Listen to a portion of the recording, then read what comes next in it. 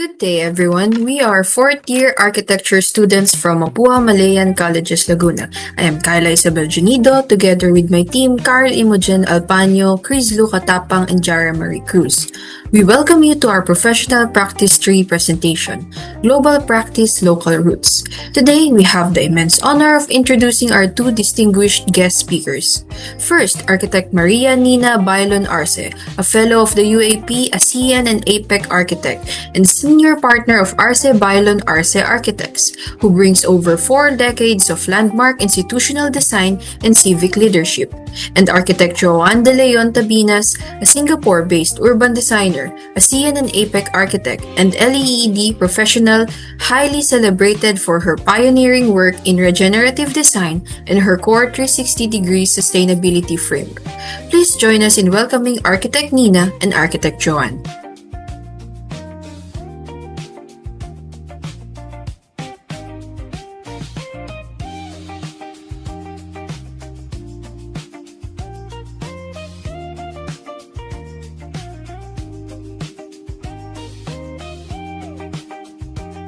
We will now proceed with the registration journey, which will be presented by Mr. Katapang. For the first question po is, what first motivated you to pursue ASEAN Architect registration and what convinced you to do so?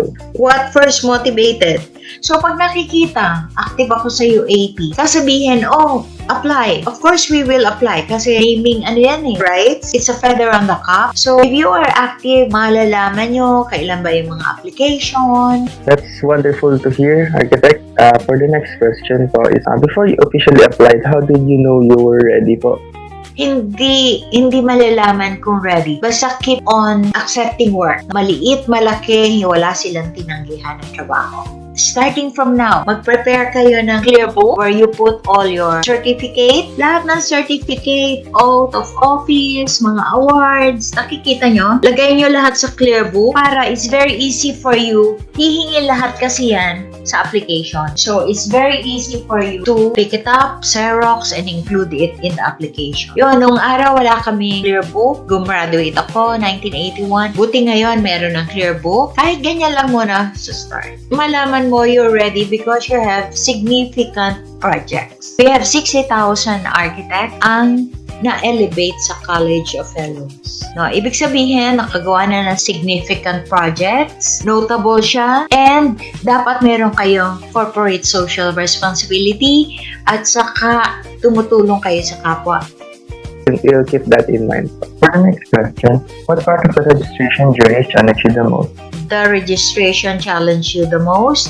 Napakahirap maggawa ng documentation. Ganyan din yung mga jury kasi ako sa elevation to the college. Ganon din ang nangyayari sa ASEAN and APEC, but hirap sila to get documentation. So for every project that you have, hingi na agad kayo ng certificate of good satisfactory completion. Because yan ang mga problem ngayon, sasabihin nila patay na, so wala na akong kunan pa ng document. So i-list down nyo yan ang mga tips na very important. That's quite a handful for being an ASEAN architect pala. And lastly, after becoming an ASEAN architect, how has the experience influenced the way you approach your professional responsibilities? Not all of us have projects abroad. Pero you will be top. So, respected ako as a judge sa Asia. Makikita nyo sa YouTube noong 2004. So, makikita dahan-dahan to the top. No? And then you will know when you are there. Cross-border practice and procurement, which will be presented by Ms. Jara. I'd like to begin with my first question. Based on your experience po, how does your firm usually get international or cross-border projects? There's nothing new about getting projects outside the Philippines because we are really based abroad. So I am based here in Singapore and started my career at the UAE, particularly in. So getting those projects is not that hard compared to the architects in our country. Me as being known in the organization as well of the United Architects of the Philippines. So I already already built my name. Kaya pag nagkakaroon ng project together with the international organization, so they already know me. And that is one of the best thing that you can build in your career is that sense of, kumbaga, integrity. Hindi madali, foreign firm. Because, of course, you need to show them who you are and how you do your work. So, could you walk us through po yung the typical process of handling these projects from the pre-design stage to project handover? So how we do it is first, number one, should have the standard of how are you going to communicate with them. One of the very first thing. And before you begin the contract itself, nakasulat na dapat doon, kailan kayo dapat mag-meeting, kailan kayo dapat magpapadala ng progress. However, there will be some glitches in the schedule, dapat masabi nyo yun agad sa kanila. Because the challenge there is sometimes the project that we are handling based on different time zone. Pwedeng sa iyo, nasabi mo na, pero sa kanila hindi pa dumarating. So give them at least 3 days to 1 week if there's any changes in the schedule. So that's number one. Number two is you need to set how are you going to exchange those drawings or designs that you have made for them. Dapat meron kayong, ano ba yan, naka-cloud ba kayo? Paano nyo ba ano yan? So yun yung mga kailangan yung the very first process that you need to tell them pag gagawa ng project. And then the rest, madali na lahat. Basta yun lang yung pinaka-dapat. You need to know the time zone. You need to know how to deal with them in the sense of where are you going to do the meeting, what are the platforms na available sa inyo. Right now, before, hindi ganyan, no? Through emails lang. But right now, meron na tayong open na tayo sa mga group chats. Right now, yun ang pinakamabilis. Usually, we are using Teams or WhatsApp. Madalang kaming gumamit ng Viber. And then, where are you going to store your documents, your drawings? And kasi most of the time, we are working sa cloud talaga. What have been the significant challenges for you experience po? How did you overcome them po? Number one is sometimes pagdating sa the way how they communicate as well, no? Pero medyo madalang naman yon kasi of course the one that we are dealing with, they are also professionals and also particularly English speaking naman sila. So barriers in terms of language, medyo madalang yon. Pagdating naman sa skills, because we are not working on the kumbaga maliliit na projects, the skills of the professionals din, hindi naman sila magpapasok or kami magpapasok ng hindi akma according to the requirements of the project. So siguro communication in a sense of delivery, hindi yung communication verbal by language. Kasi sometimes, no, designers kausap natin, nandun tayo sa technical side, sometimes they don't understand. So, kanila, for them, madali lang yan. Pero pag sa atin, while doing it, the process, how we do it, is hindi na nila maiintindihan yun. You are working with the person who don't understand how to do it. Sometimes, they don't understand na hindi ganun kadali. Hindi one click yung paggawa nito pagdating sa rendering, pagdating sa ganito. Pero for them, oh, bakit wala pa yan? So parang ganun. That is the layman's term for that. So the challenges is really, the term for that is adaptation. You just need to learn how to adapt according to what your client's asking, but you also need to learn how to stand up. Matuto kayo mag-open, magsalita, and do not be tired to explain to them how it must be done. Because sometimes they really don't understand. Because on our side, lalo na, no, pag tayo, minsan kasi tayo may feeling na pag foreign yung kaharap, no, masyado tayong submissive na mga Filipino. So, hindi dapat ganon. At hindi naman din dapat sobrang tapang. You need to know what are you going to tell them and make sure that you understand kung ano yung sasabihin mo. Kasi baka mamaya, lagi ka lang pilit ng pilit, but there are other ways. Wala na pwede. Kaya, it is very important as well to have a communication with your team. Hindi porket ikaw yung nasa itaas, you already know everything. Especially on for our age, no? You guys know better than us sometimes. Sa mga shortcut ng mga softwares, no? Dapat on our part, no, we also need to learn how to listen to you. To trust on your strategies on how are you going to do it. So that's the way how we win it. We want to build architects. Let them, trust them, and then decide. So yun yung process na namin na it's easier for us. Kaya nawi-win namin yung mga challenges nito. So, is there valuable lessons po ba na did you learn from mastering local building laws or successfully adapting to different work culture? For the local building laws, mastery of that, well, it's a case-to-case base. Our firm is not only specialized, for example, in residential or commercial, ganon. Mastery of one or adaptation to all or to many. Well, I will choose the adaptation to many. Different countries or sometimes different states or sometimes different city got their own local code. Kailangan mabilis kang maka-embrace. Your comprehension must be very quick. You are ready to research as well. Do not dwell or do not settle on the things that the client just gave you. You need to learn how to research as well on your side. From your experience po, are there factors determine the success of a regional or international project? You need to learn how to sell yourself. Your presence, being the architect or professional, you need to learn how to carry yourself. Because sometimes, not all the buildings or not all the designs na nakatayo sa atin are the best. Minsan tanong kayo, bakit to nanalo? Because they know how to sell. They know how to present. They know how to deal with your client. Relationship is very important. Yung galing actually natututunan. Your personality, that one is a gift. You know how to deal with people. You're easy to get with.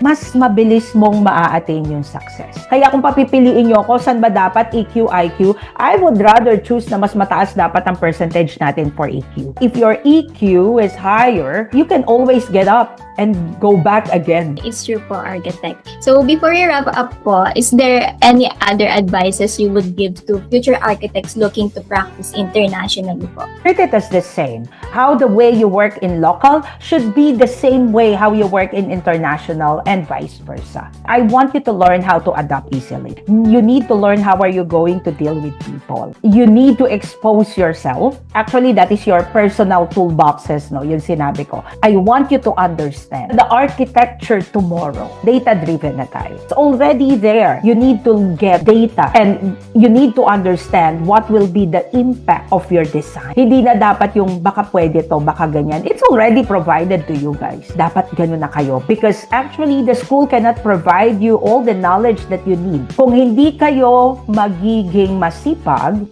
to push yourself to learn more, saan kayo pupulutin? You need to be always hungry to learn more.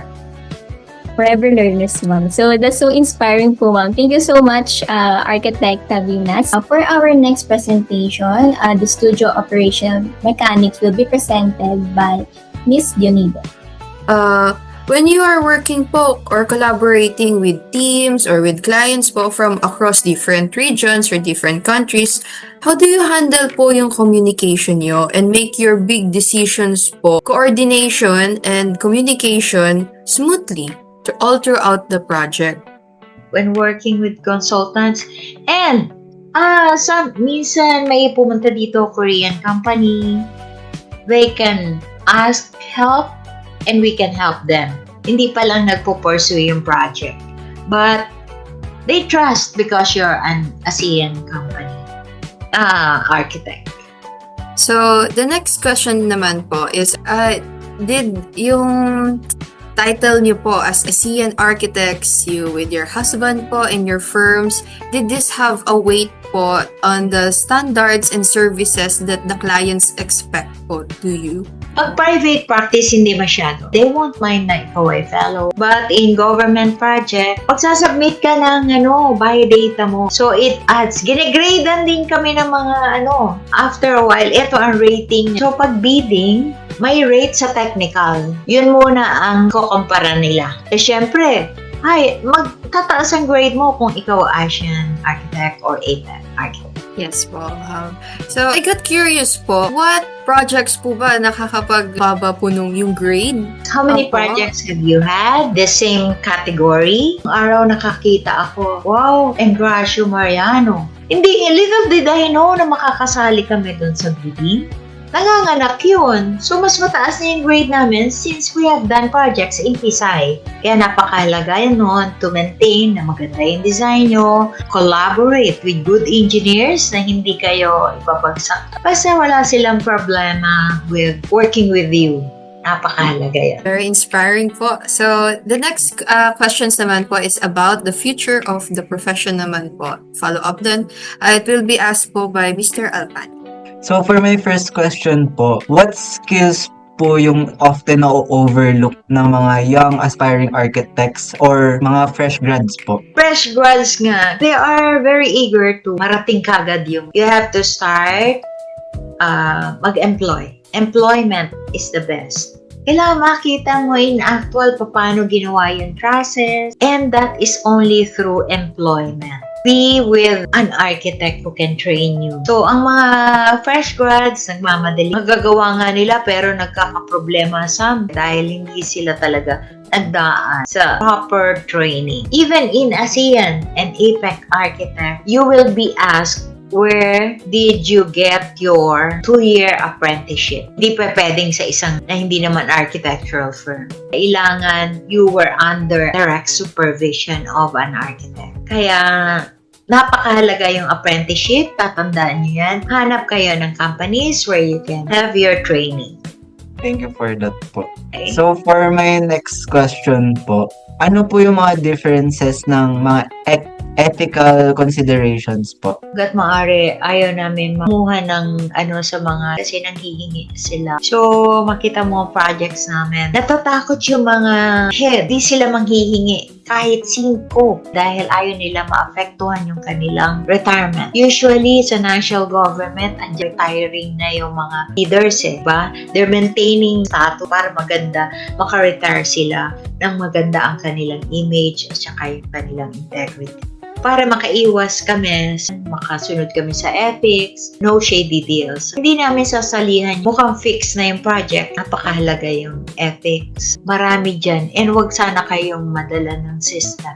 Be firm about it. Matetempt talaga tayo ng luxury. Pero after a while, yung ba mahalaga? I don't need those. I just need my integrity. The works that I do are in honest. Ayun, hindi mo malalaman yun without experiencing it. Iba yung kayo mismo ang naka-experience. Madaling tatatak sa dibdib ninyo. We are avoiding shady deals. We are avoiding projects that are fixed already. Okay. For our last question po, what is your short message for the future of architecture po? Help the young, guide them. Accept interview, trainings here in the office, mentoring, so that they will be on the right path, a good architect. Help in the organization so that we can guide the profession to be good architects. Anything that stuck in your mind. For me po kasi like, mas na-inspire po talaga ako since nga po, nagsa-struggle din po ako sometimes. Nag-strengthen po yung belief ko na, gusto ko talaga po yung mapasukan tong profession na to since na-inspire po ako sa mga sinabi niyo. Kung gusto mo talaga yung gagawin mo in the future, why not, diba? Sa akin naman po, I felt inspired po. Parang yung integrity part naman po. Reflex po, parang nakikita ko na po sa school, nagiging mapanlamang. Parang, Oo, di ba? yun po. Dapat hindi po ako matempt until maging architect na po ako. Ganun po. So, yung sa akin po is the title. The FUAP, ASEAN Architect, APEC Architect, parang great, no? So, architect. So, doon po ako na-inspire na gusto ko po yung ganun.